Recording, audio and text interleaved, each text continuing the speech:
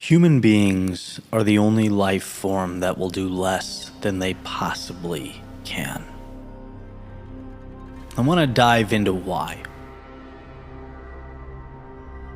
The other night I was walking the mountain trails here in Scottsdale, chasing a glimpse of the full moon.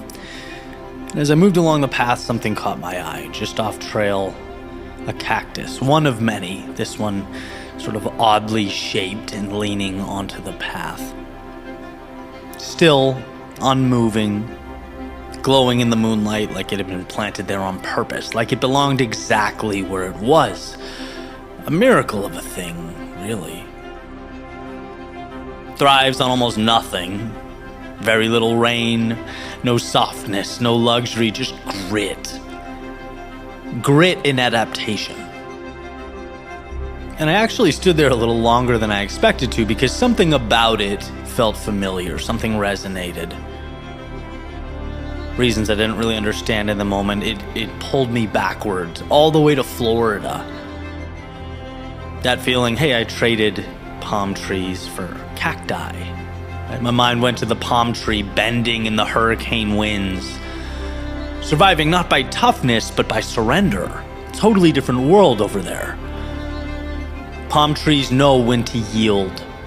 They learn the rhythm of the storm. They bend so far it looks like breaking, but somehow it never does. Two completely different environments.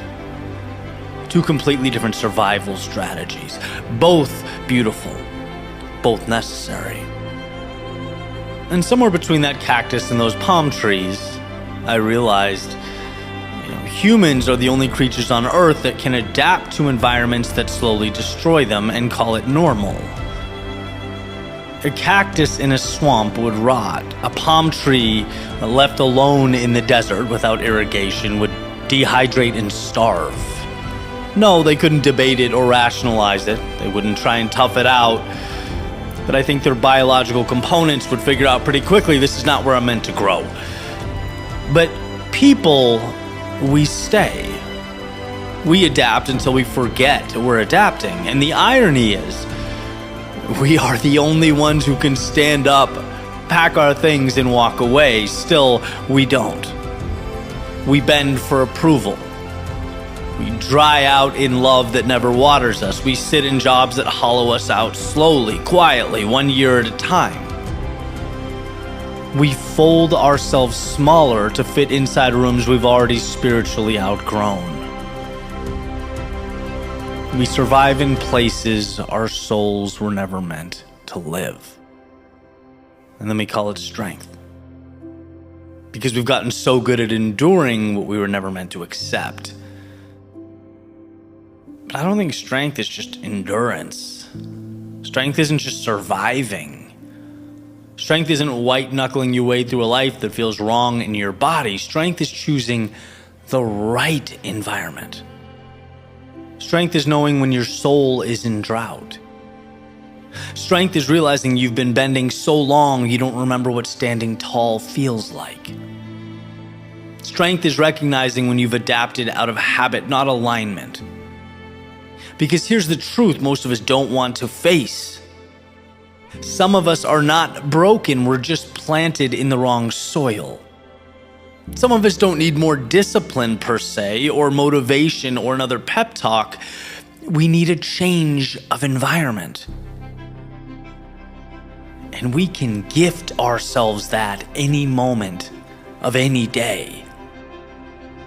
And that cactus reiterated that night. Life can thrive in the harshest conditions, but only when it's in the environment it was designed for. The palm tree taught me something too. Flexibility is wisdom, but only in winds it's meant to withstand. And somewhere on that trail, moon rising, desert quiet settling back in, I realized something important. This year wasn't just about what I survived. It was about learning where I actually thrive. And maybe that's the invitation for all of us as the year comes to a close.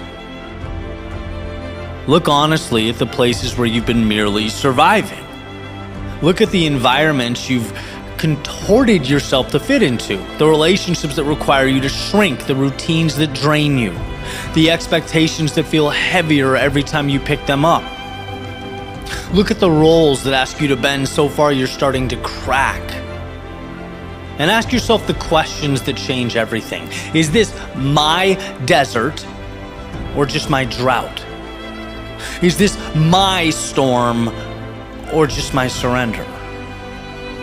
Because you don't have to thrive everywhere. In fact, you're not meant to.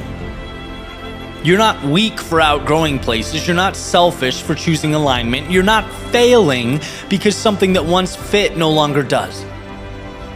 You're meant to find where your roots go deep, where you're nourished, where you can grow tall without apologizing for the space you take up. You're meant for an environment that brings you back to life. One that reminds you of your potential. One that doesn't just keep you alive, but makes you magnificent. Never forget the difference between you and a tree is that you can move. You can find that place that lights you up.